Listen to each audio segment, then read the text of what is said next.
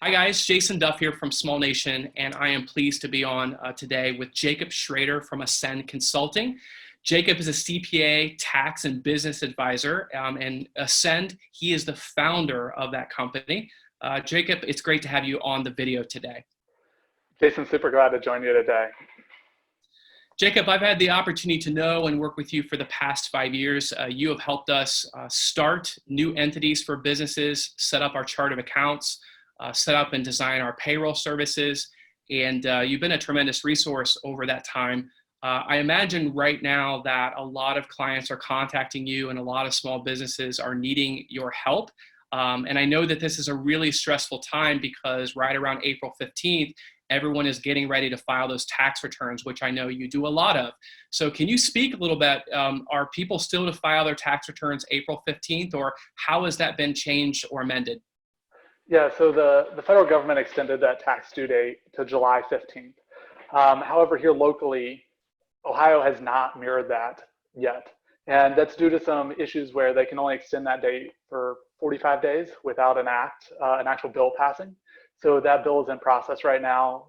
Reach out to your local representatives to make sure that that gets through. If you're not in Ohio, check with your state, because some states are mirroring that, some states are not. Some states, we need small business support to get those dates changed. And it's important to engage in those items, because if it doesn't match the federal, it doesn't matter if the federal's extended until July 15th, you're going to have to file before then. So being aware of that and knowing what your responsibility is really important to engage on that side. Speaking of filing deadlines and ways to preserve cash, I know that the governor and the state has announced some changes to help small businesses related to your bureaus of workmen's compensation. Can you speak a little bit about that and what businesses can and should be doing? Yeah, so BWC came out and said that they were deferring payments for 3 months. Now, they're still going to send the invoices out and they're still going to send the bills out, but the way they're handling that is you just don't pay them. And then be aware, though, that you are going to have to pay those. That's a deferral, not a forgiveness. So you are going to need to pay that in 3 months, and you're going to need to pay 3 months of it, but it kind of buys you some of that cash runway so you can keep operating today. So obviously BWC has done that, and then there's some other payroll tax credits out there as well. From the FMLA Act, Families First Act, there's some payroll tax credits that are coming back if you're paying payroll for people on sick leave or family medical leave.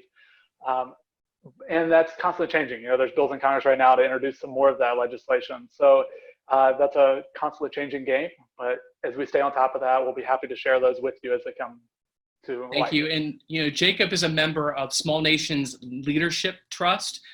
This is a group of advisors, business owners, and leaders and entrepreneurs who are really shaping the small business landscape right now. And we recognize that so many small business owners are grappling to try to understand how to make decisions, how to get information. So we created a Facebook group, and it's a private Facebook group that's free, and it's called Making Small Successful.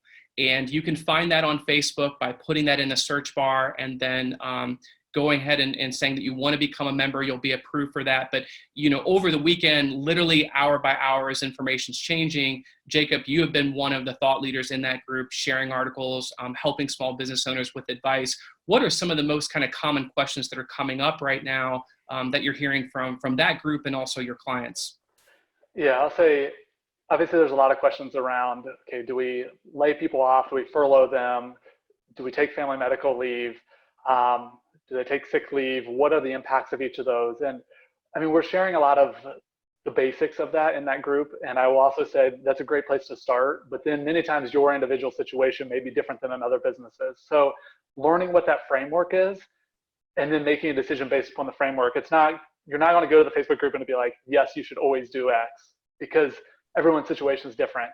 Also, you reach out to your advisors, find that information out. So that's one of the big questions we're seeing. The other one we're seeing a lot of right now is help with SBA disaster loans. What do we need? How do we do that? What is all included in there? What can we get it for? What's the requirements? And a lot of that's getting shared there. And once again, those are rapidly changing. And the amount of money is changing, the criteria is changing. So we're constantly sharing that information in there and providing people with real-time information in there. And I say real-time because it is. As soon as a new announcement comes out, that information's in that group. and available to people in it. So those are two of the big ones. And then obviously today, there's a lot of discussion around what is an essential business, what is not, what am I allowed to do, what am I not allowed to do. So we are touching on a lot of that as well, and diving into that and looking at who's essential and who's not. And for the ones that are essential, even in that group, we're in discussions of how you can do it safely, right? Because that's an important thing here, as our employees many times in small business are like our family, and we don't want to expose them to undue risk either. Thank you. Well said. Just kind of leading to that, why did you start your business and why did you become an accountant? Yeah, so why I became an accountant, that was kind of the thing you defaulted into out of high school. Is I loved numbers, loved understanding how things worked and how business worked. And I was told, hey, go become an accountant. So I went and became an accountant. And, I was just a normal accountant for a number of years, looking backward on businesses and saying, this is what happened before. And I started getting involved and realizing I really enjoyed, instead of looking backward, of helping businesses look forward and understand what's coming and shaping their future instead of just telling them what happened last month. So as I went to launch my business, that's really what I launched it for. I said, there has to be a better way to do accounting. There has to be a way where we can really impact the lives of our clients and help them be successful instead of just telling them whether they were successful or not successful last month. So that's why we went and launched our business. We do taxes still because taxes are an important piece, but I'm not a tax accountant that I just love to do taxes. No, I love helping businesses succeed. That's awesome. Well, right now, I think businesses need people like you more than anyone in any time in history. We probably, we read on the news every night, and of course our social media feeds and the emails that we're getting, that we are living and working through unprecedented times. Not only with the health crisis and the issues that are facing health related to the virus, but also facing a crisis with our financial health. And I'd like to maybe have you speak a little bit. What are some of the challenges that you see in the landscape right now that are facing our economy, at large, and also locally with some of the businesses that you're working with? Yeah, I think the biggest risk from a financial standpoint right now is just how people cash flow things and how they understand what's there, and really diving in and understanding what your risk is and what you need to do to mitigate that risk. So, we're always starting with, for our businesses, we're starting out an analysis of what's our cash runway. We always start there, like how long can we get in the current situation? And then from that, we then start saying, how can we improve that runway? How can we extend that out? How can we pivot to make things better? How can we add on a new line of business that we didn't have before, a new sales channel, and do this? So that's typically where we start. And then we're mitigating that risk further by talking to our vendors and saying, can we get longer terms? Talking to our lenders and saying, can we defer payments out? What other funding sources do we have? We're really analyzing our expense section of our P&L and saying, when business is great, we all get a little fat. Let's just be honest. Like, we all add subscriptions we don't need. We add services we don't use all that often, and we don't think anything of it. And now's the time to really look at that and say, let's re-lean that in. And then lastly, we're looking at new sources of cash infusions to get us through this time, right? So we're looking at SBA loans. We're looking at lines of credit for certain businesses that maybe are sitting in a strong position, but if this goes on for 6 months, like, I'm going to need extra cash. Those ones that are in a really strong position can maybe go get a traditional line of credit instead of going the SBA route. So we're looking at all those things, and then just trying to understand how we mitigate that risk from the cash flow standpoint. When do you lay people off? When do you not lay people off? Do you add e-commerce? How do you add e-commerce? Can that build into your normal portfolio? Online ordering for our restaurants, helping businesses then move to a remote workforce. Many of businesses have not worked in a remote workforce. How do you build culture in a remote workforce? Those are challenges that, culture can kill a business very quickly. And if you don't adapt the culture in your business to be able to work remotely, it's going to show up in your financials and it's going to kill your business, right? So like, that's a risk right now as some of these business transition of really learning how to manage a remote workforce, so those, that we say financial, but there's so many components to it, from cash flow to the culture of your company, to can we get work in the door? Can we get product in the door? Can we get it out the door? What's our margin? You know, do we need to price it higher? Can we do sales to generate more cash flow? What do those look like? And what is our running costs? And just really analyzing that to make sure we're on stable footings and we're making real choices of, do we have to do a hard pause or not? You know, and then can I ask you a question about that? So, yep. You know, we want to give some just frank and honest, quick feedback and tips on this video. But let's talk about pausing your business. And I've been using that word a lot. I've been talking to small business owners. You know, it can make sense right now to not use the word close, but put things on pause, not only for the safety of your employees and yourself, but also to preserve cash and focus on all of your mental health and all of your energy in the relaunch and reopening. Can you speak to that a little bit? Yeah, I mean, hard pauses can be super beneficial to your business. I'll start there, right? Very rarely while you're running a business do you have time to really just stop everything and realign your business into what your mission is and who you want to be, and where you want to go. So I'm just going to start with, like, don't think of a hard pause as a death kill. It can actually be the thing that makes you so much greater in the long run, because you can reposition yourself so much better. You can refocus yourself, and figure out who you are and really draw your business in on that and launch better. So, but what we mean by a hard pause, I guess I'll talk a soft pause and then a hard pause. A hard pause is we literally close our doors. In some cases, you're taking everything with you to your house and you're like, I'm living to fight another day. And that's really the goal in a hard pause, is to live to fight another day. If you don't do a hard pause, you may die forever today, right? So the goal in many of this is we're going to do a hard pause so we don't declare bankruptcy, right? So we then can go on to move another day. If we declare bankruptcy today, it's hard to relaunch in 3 months. So if we can do a hard pause, preserve all of our cash, pay the minimal amount that we have to so we don't have to declare bankruptcy, we can survive. And then we have cash there in 3 months. Now we have money to do marketing. We have money to buy new product, right? Like if you're a restaurant, you have to buy that initial inventory. You have to do those things.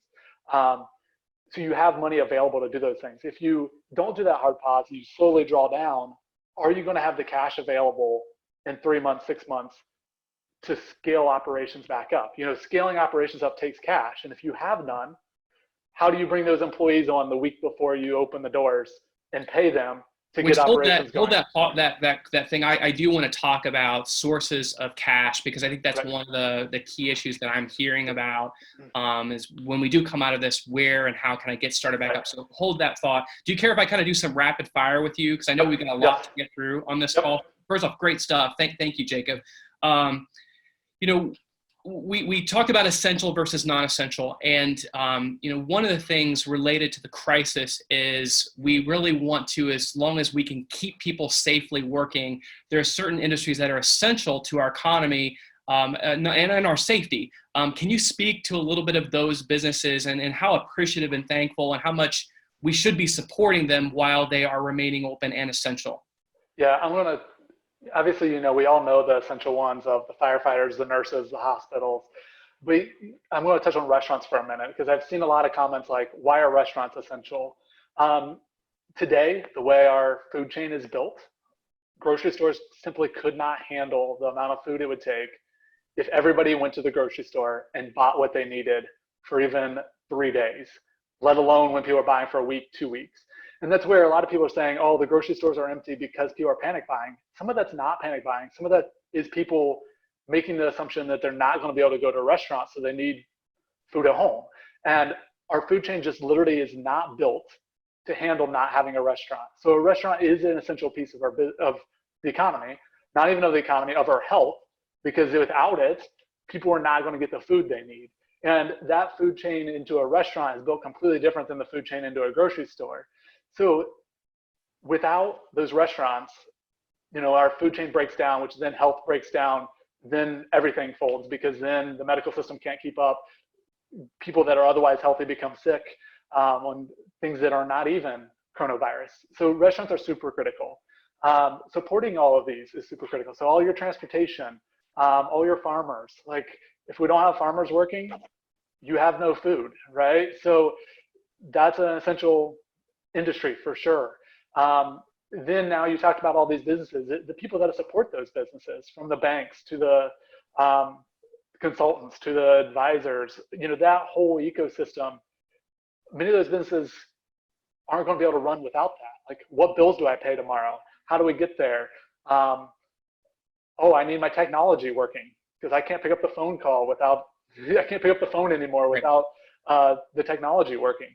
So there is a lot that is essential, and then there's a lot that's not essential. And when it's not essential to preserve the rest of us, if you're not essential, do follow the governor's advice and say, I'm not going to go work just to work, but also make sure you support those essential people and those restaurants that need to stay open. And because the flip side is, as important as restaurants are to our food chain, restaurants that are used to people walking in have a certain base level expenses that they have to be able to meet to stay open.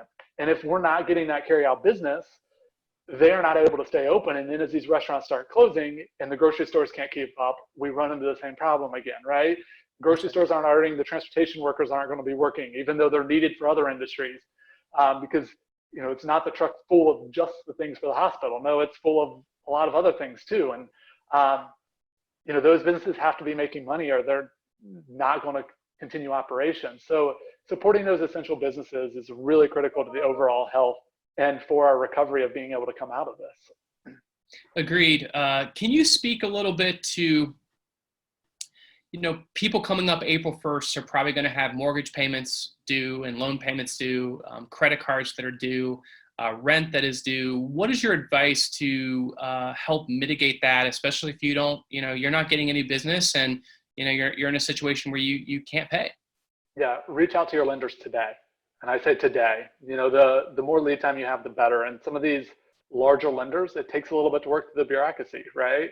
But many of them right now are working with businesses to defer those payments out, and individuals. So even if you're just an individual in your home mortgage, reach out to the bank and say, hey, look, I don't know if I'm going to be able to make this. Can we defer it out? There is a list that we shared in the Facebook group. Forbes has a list together that they're constantly updating of the steps banks are taking to do lending relief, of relieving those payments without it impacting your credit score even. They're deferring those payments out. Yes, once again, no forgiveness at this point, but deferring that out and letting you buy more of a runway so that doesn't happen.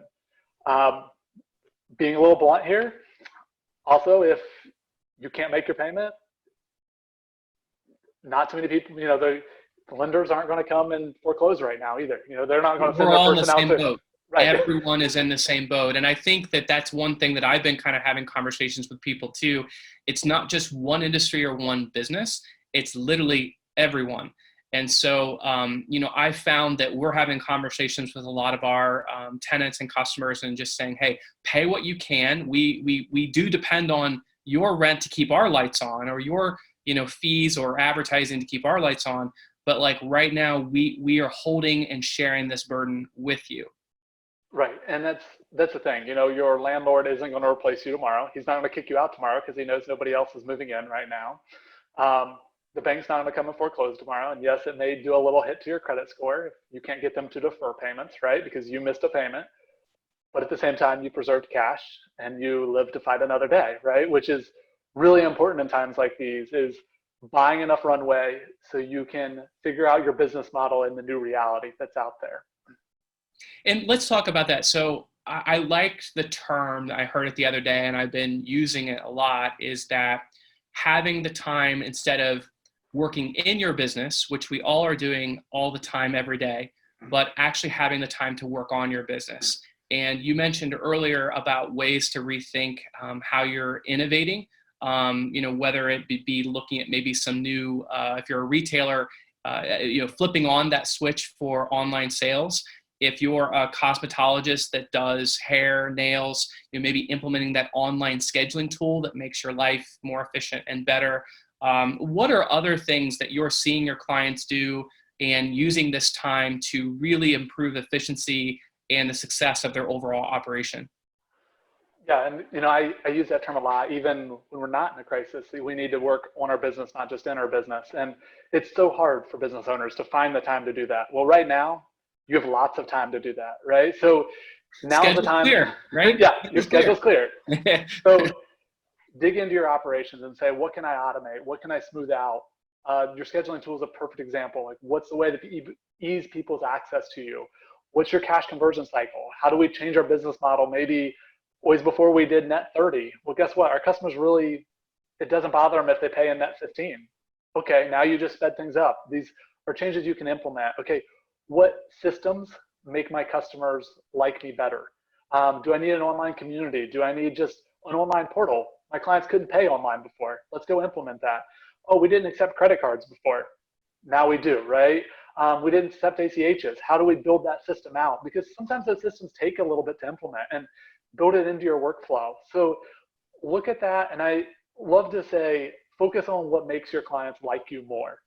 What makes them want to choose you over somebody else?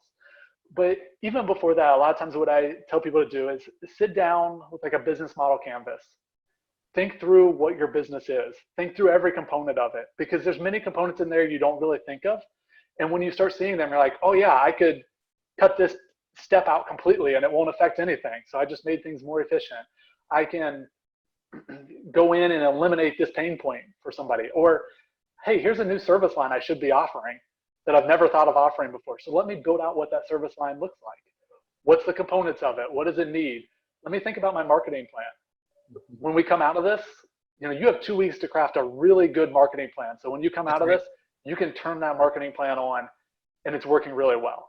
Many times we do marketing off the cuff because it's like, oh, I need marketing. Let me do something. You have 2 weeks to craft a really good message to come out of this with and say, hey, we're back open and here's what we can do for you. And maybe develop out those new service lines of what's all in there. You want a new product. What does it take to build it out? And really understand that side so you're ready to go. Create the marketing material around it. Create the orders that you're going to need. Okay, what all pieces am I going to need? What all vendors do I do? Build relationships during this time. Okay, I really like that idea.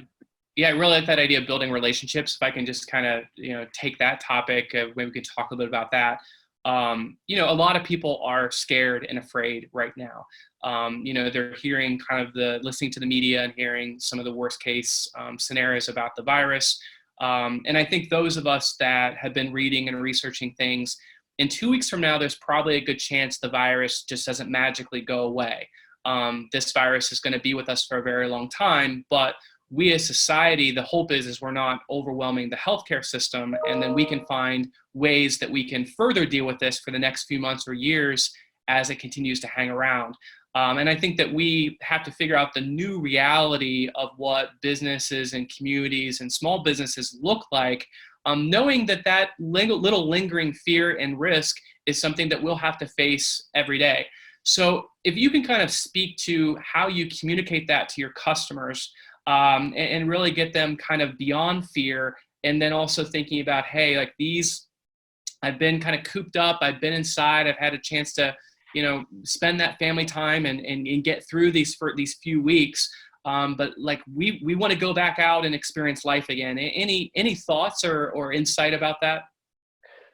Yeah, I mean, you touched on a lot in there, and I'll start with building those relationships. Is kind of where we dove into initially there, and craft those relationships with other business professionals. Go out there for your mental health. I'm going to say, build relationships right now. They understand what you're going through.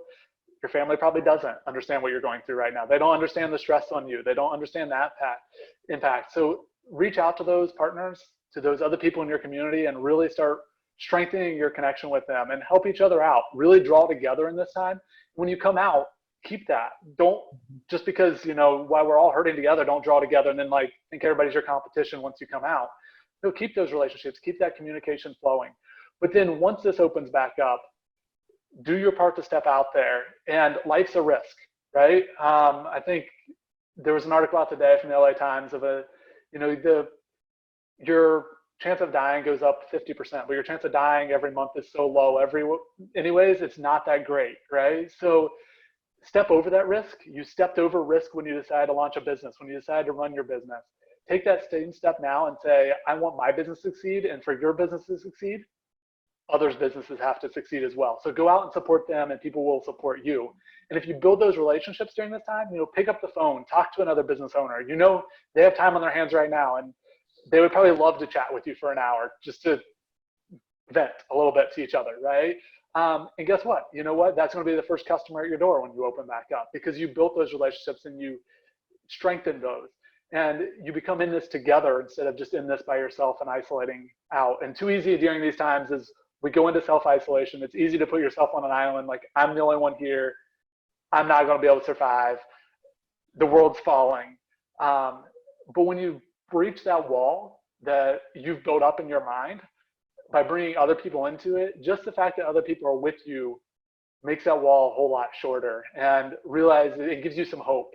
And hope's an important thing as we go through this. I agree. I posted, I read this, and I felt it was just a perfect statement for what we're going through right now, is that oftentimes in crisis, we say, let's bring in the cavalry. And, there is a lot of resources right now in government that's kind of being thrown at this problem. And for a lot of communities, especially like the one that I'm in, those resources probably aren't going to arrive fast enough. And really, there isn't a bailout that's going to fix every industry or every situation. So, the comment that I really like this, or this quote that I think is something is sticking with me, is that, you can't call in the cavalry. We are the cavalry. I mean, we as leaders and as small business owners, we are going to have to band together. And then when the fog starts to lift, we have to share with the community, let's get things back open. Let's get back out there. And yes, there's going to be risk. Like, this thing is just not going to magically go away. But if you look at the risk that we face every day, just walking out of our doors, this truthfully, once we get through these first few weeks, those risks are probably about the same. Right. I mean, we have to be willing to take a risk, or we'll never move forward. And if we don't move forward, the economic impact is going to cause as much harm as the disease ever would.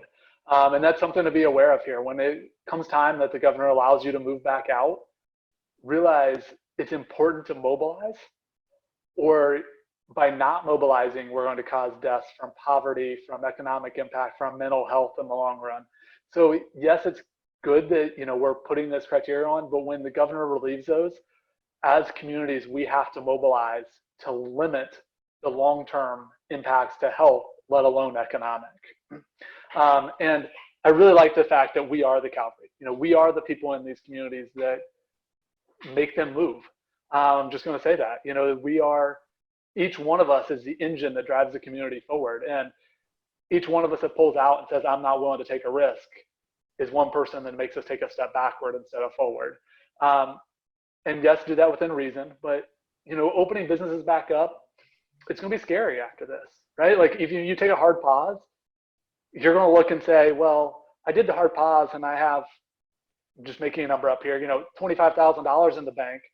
Well, I could use $25,000 to live a long time, or I could buy inventory and everything else, and I have to risk it all. That's really, really scary. Right.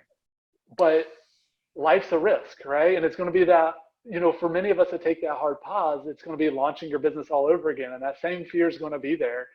And that's where I think building those relationships, because you know what? Now 5 of us in this community are going to have to open back up at the same time. And we're going to take 5 of us and we're going to share that risk together.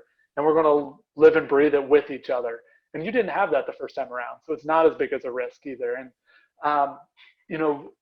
I think that's really important. But also, I want to touch on the thing too, when you talk about the federal government funding, I want to just be real in there and say, at best case scenario, once your application's accepted, you're 30 days out to funding right now. So when you look at your cash runway, look around your community and say, no, this engine has to drive me forward for 30 days. And I better support the other pieces of it, or they won't help drive me forward for 30 days. Because that government funding can't come fast enough for a lot of our businesses. And because of that 30-day, just stepping back, because we didn't touch on it before, is why we're advocating for some businesses to take a hard pause. Because yes, if SBA funding comes, you can keep running, but can you get from now till then? SBA says 30 days to fund right now.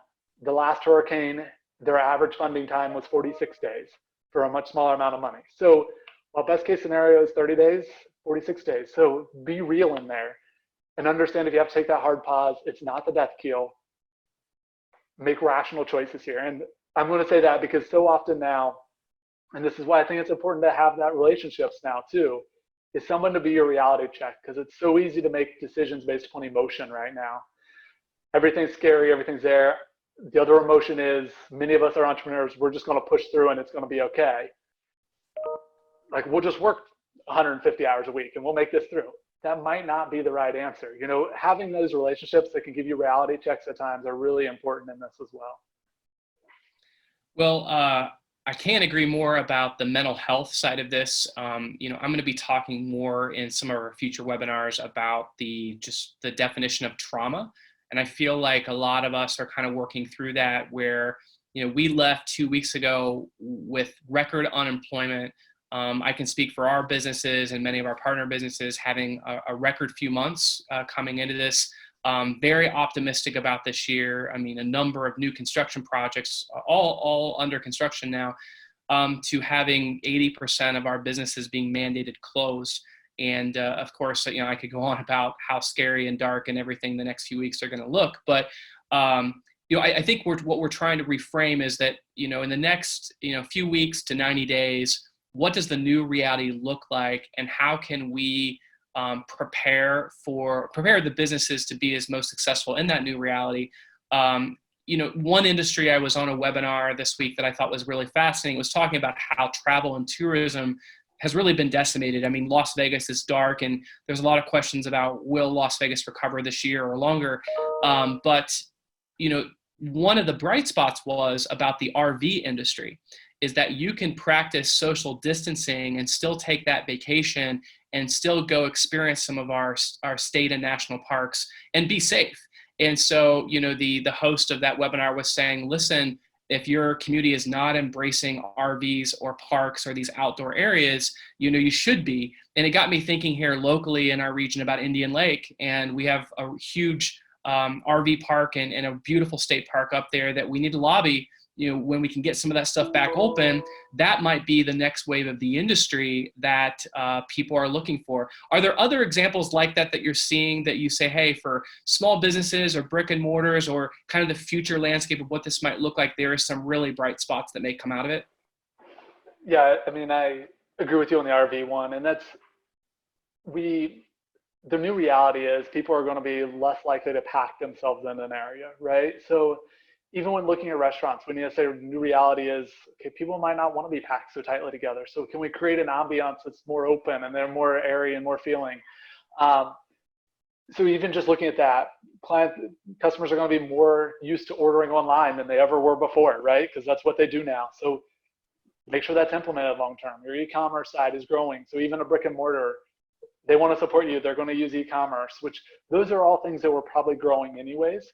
And then just looking at those, I'll say the new industries that could boom, right? The RV one is one that's out there for sure. Some of those others, Airbnb is going to, I think, really see it because people feel more comfortable going there than they do in the hotel being packed with everybody. So already growing really fast, but I think this could actually surge it more, right? Cleanliness is going to become a new standard. Like if people walk in and they see something not being as clean, I think cleaners have a lot of potential in this, like coming back. You know, the office environment that only cleans it once every 2 weeks, their employees are going to say, we want to clean nightly. Now, as a business owner, many times they're going to say, okay, we're not going to go that far, but we will shorten that cycle and more in-depth cleaning. So I think cleaning industry has a lot of potential in it. Tourism as a whole it's going to change somewhat. People aren't going to want to be packed in as much, for sure.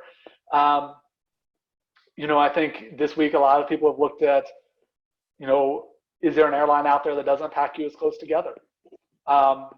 There's not one right now, but people are willing to pay a premium for it.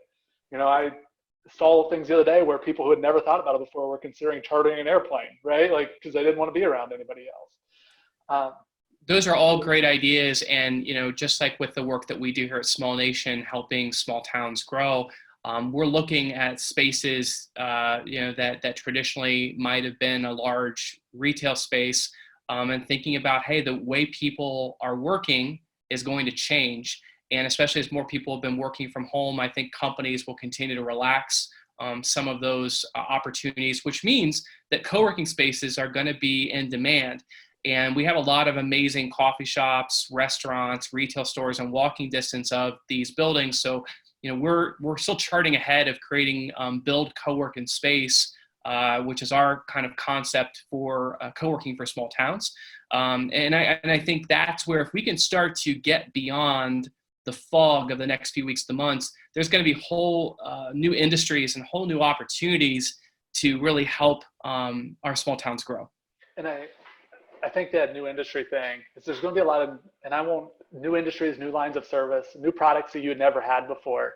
And during those 2 weeks, that's the thing to think about. And I mentioned on that before, pull out that business model canvas, think through what you do today, what else can you do, what new idea is there that there wasn't before.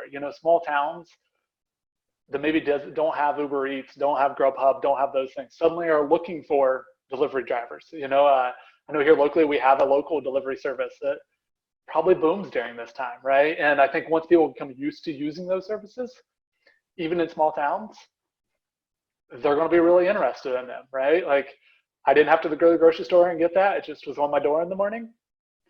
I use the local grocery store, but I just didn't want to have time to go do it. So delivery. I think co-working is one that there's probably going to be a major boom for.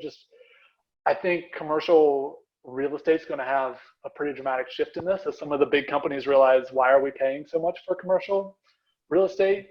Yet a lot of individuals are also realizing, well, it's nice not to go to the office. Their mental state, they should not be working from home. Like, they need that separation between work and home. And they're going to be willing to pay a couple $100 a month for a co-working space and just an open desk where they can go work, or more, because the main company's like, well, we're not going to pay for the massive office space anymore. And yeah, you don't have to commute. So then the worker's like, yeah, I'll pay out of my pocket. Or the big business is like, you can pay for a working space, co-working space. So that's an industry I think will boom. Coffee shops, I think people will quickly learn. Like, you're going to see a mass run on coffee shops of people working from coffee shops after this, but people will learn pretty quickly. Coffee shops aren't the place to get a lot of work done. I work remote a lot, and I've worked from coffee shops, and yes, they're great at times. They're great for creative thinking at times.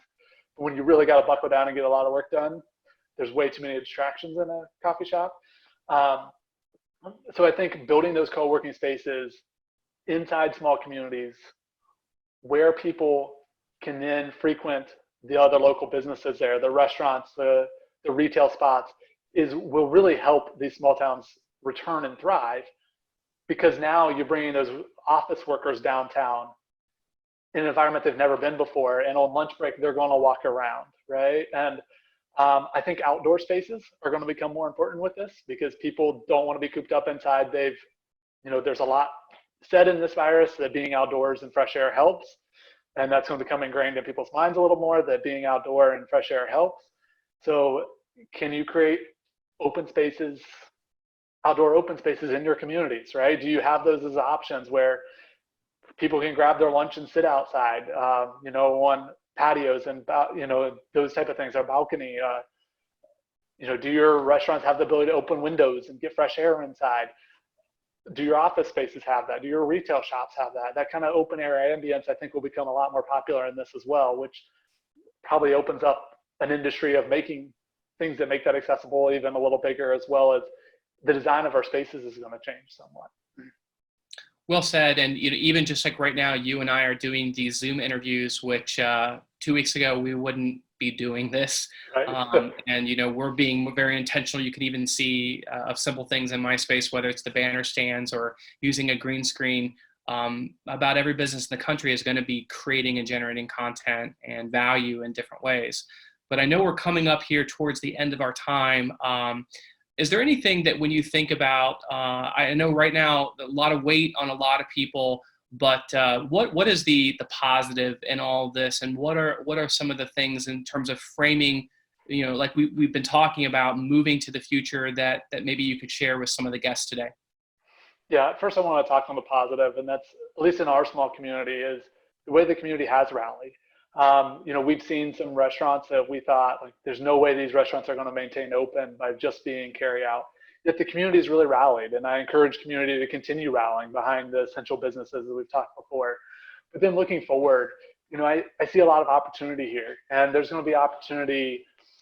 Some of our weaker companies are going to fail, weaker competition, but it's an opportunity to really realign yourself. And I talk a lot about this to my consulting clients of finding your focus and focusing in and moving forward and creating a game plan for that. And so many business owners are like, we don't have time for that. But I feel like as business owners, we can create businesses that mean so much more to us than just a job and really fill our passions, and really we can drive forward. And I think this pause will help us realign there. And if we really build that right, there's going to be a lot of success in the long run because you're now passionate about it. Your mental health is going to be so much better in the long run. And now is that time to reframe what you've been doing and really realign with your core values and who you are, instead of what was convenient and easy as life was moving at 150 miles an hour. Is really realign that and refocus in, and it's going to make things so much better. And I think growth is going to become a lot easier there. Building those operations in, there's going to be a lot. And I also think the American spirit's going to come through here. Once things open back up, people are going to be wanting to come back out and support small businesses. So we need to align ourselves that we can fill that demand and we can be there for it. And awesome new things are going to come out of this.